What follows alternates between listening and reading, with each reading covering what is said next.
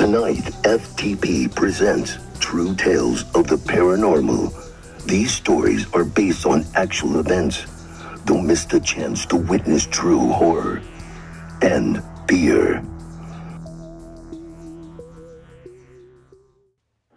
My name is Cortney, and this is my story.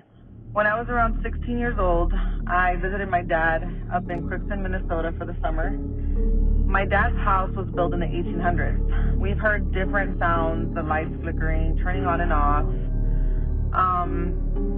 They've seen things move, doors open and close. Well, I had never seen anything until this happened to me. So one night, it was pretty late, close to midnight. There's a room upstairs at my dad's house that's at the very end of the dark hall. We used to call it the blue room because it was painted all in blue. Well, in that room, there was a small closet that was slanted. So everyone was always afraid to go down this hallway because of the scary things we had heard in the house. Well, one night, I was laying in bed listening to music, and the doorknob to that closet had been shaking. I ignored it, tried to turn the music up. I tried to fall asleep. I couldn't sleep because that doorknob kept wiggling and shaking on and off. So the longer I ignored it, the more it started to shake.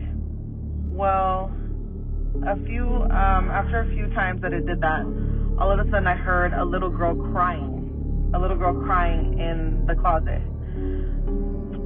A while back, before that happened, I had seen a little girl wearing a white dress downstairs before you go up the stairs. So there were two dark legs and a white dress. My dad had told me that back in the 1800s there were slaves.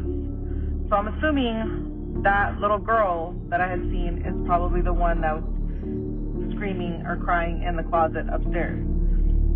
I went to sleep that night, and I woke up, and I had talked to family members about it, my siblings, and I wasn't the only one that had heard that. So that is my story. It was pretty scary. I remember not sleeping in that room ever again, and I have more stories to come.